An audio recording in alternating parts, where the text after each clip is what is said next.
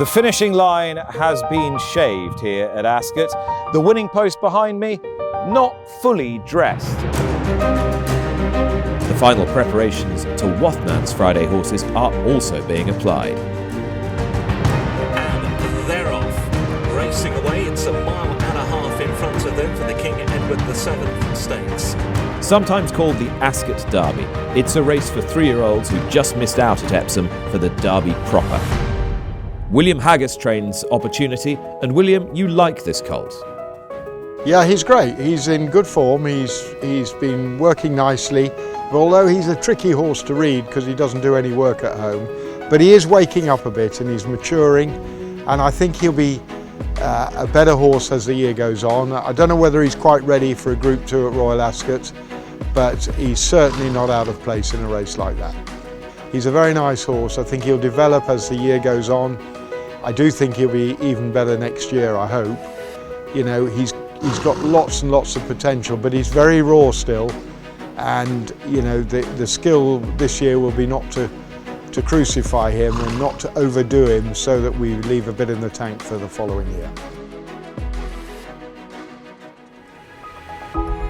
The Commonwealth Cup is a Group 1 sprint for the three-year-olds.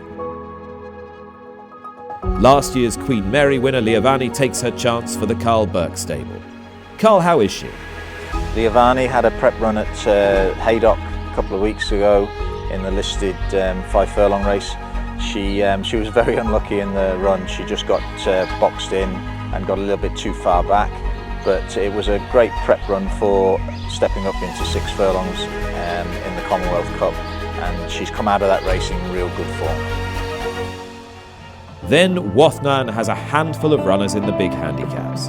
Karl also has a new Wathnan horse, Almosh'her, in the Duke of Edinburgh. Tell us about him. Almosh'her is a powerful animal. He only came to us a short time before his previous run where he won at York. This is going to be really tight. Almosh'her though just got there. He's come out of that race in great shape. He won well, but he will improve fitness-wise going into Ascot, and I'm very excited with him. He's a lovely horse to have to stay in handicaps, and I think he can step up out of handicap company into listed and group races later on in the year. Roger Varian trains French Duke in the Duke of Edinburgh. And Duke for the Duke? I have to say I'm delighted with his condition, and we're very excited to be running him Friday in the Duke of Edinburgh Stakes at Royal Ascot. French Duke is a 4-year-old son of Seaver Stars. He had a very good year last year. Of course, he won at Glorious Goodwood, which was a highlight for all of us.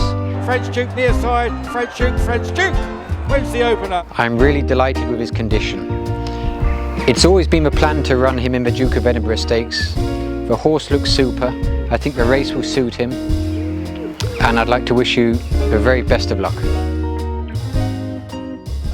And in the 3-year-old sprint handicap, the Palace of Holyrood House, Wathnan run Realign, also trained by William Haggas. He's a very interesting one. He cost a lot of money at the Breeze Ups last year, and he took a bit of time to get on the track. He had a few issues this spring, so he's been waiting to get on the track, and finally ran absolutely bolted up in a pretty ordinary race.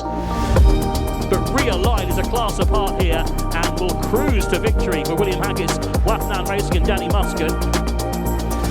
We're dropping him back to 5 furlongs at Ascot, but they'll go fast, and I think he's got plenty of speed, and I hope to see him staying on very strongly. I think he's a really interesting runner, and I think he'll be towards the head of the market. You can win by the finest of margins here, and of course lose. And it's then where you just smile to yourself and say, what fun it's been to take part.